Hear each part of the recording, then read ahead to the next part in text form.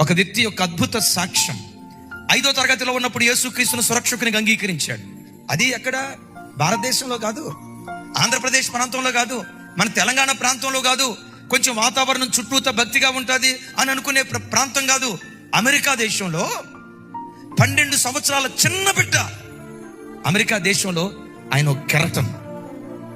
ఓ రకంగా అమెరికా దేశం 60% ప్రజలు ఒకవైపు ఉంటే, ఈ ఒక్క వ్యక్తి ఇటువైపు నిలవబడి ఎబార్షన్ వాక్యానికి విరుద్ధం, లెస్బియన్స్ వాక్యానికి విరుద్ధం, గే సిస్టమ్ వాక్యానికి విరుద్ధం, పురుషులు స్త్రీలు ఈ అవాంఛనీయమైన కార్యాలు చేయటం దేవుని వాక్యానికి విరుద్ధం గళమెత్తాడు.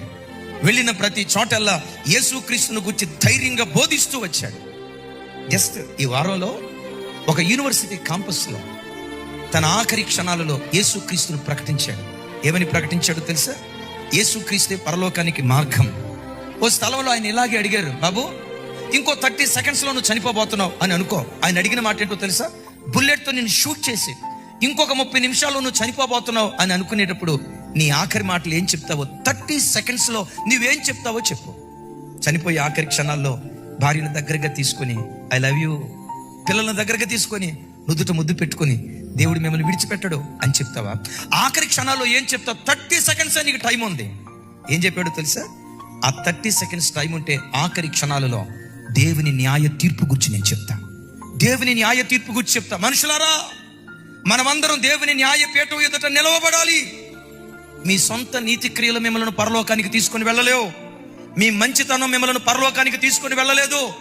మానవాళిని పరలోకానికి తీసుకుని వెళ్ళే ఏకైక మార్గం నజరేయుడైన యేసుక్రీస్తు ప్రభువారు.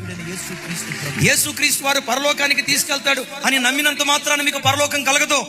ఆయన ఏదో మంచి బోధకుడు, మంచి మనస్తత్వం కలిగిన వాడు, జాలి కలిగిన వాడు, దయ కలిగిన వాడు అని ఎరిగితే కుదరదు.